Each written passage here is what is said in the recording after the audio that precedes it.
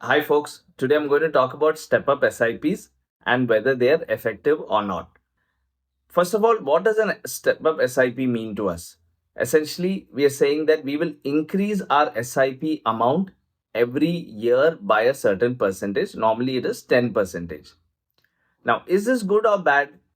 This is like saying, is it better to increase my fixed deposits every year or not? So if this year I put 1 lakh rupees in, next year if I put 1 lakh 10,000 rupees in, is it better or not? And we know that it is better to put more away. If we save more, we end up spending less, and we also get interest on the additional amount that we have invested.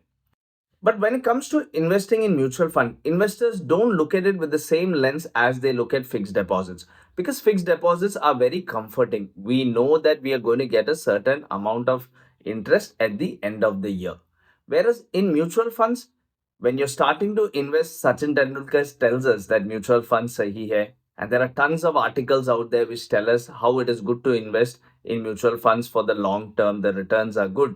But when it comes to actually putting in money, investors often start with a small amount which they consider to be safe.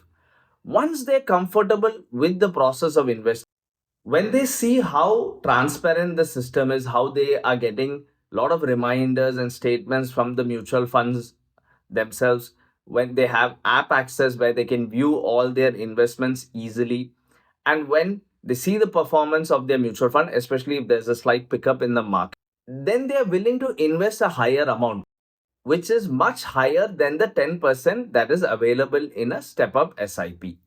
So, by starting with a lower amount and committing to a 10% step up every year, you are probably under investing.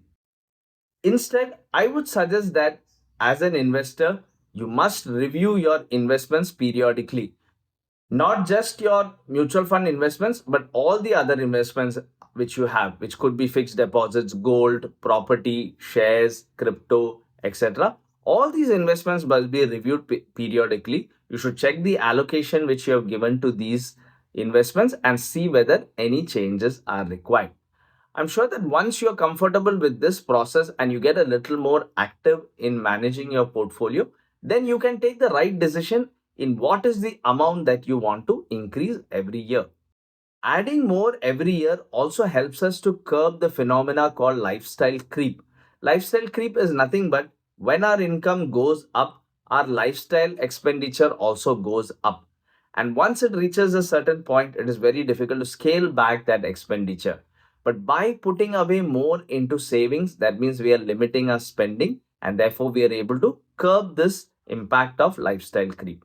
So I hope this video helps you in your investing journey. If you have any queries, do write into us and we'll be happy to get back to you. Thanks for watching.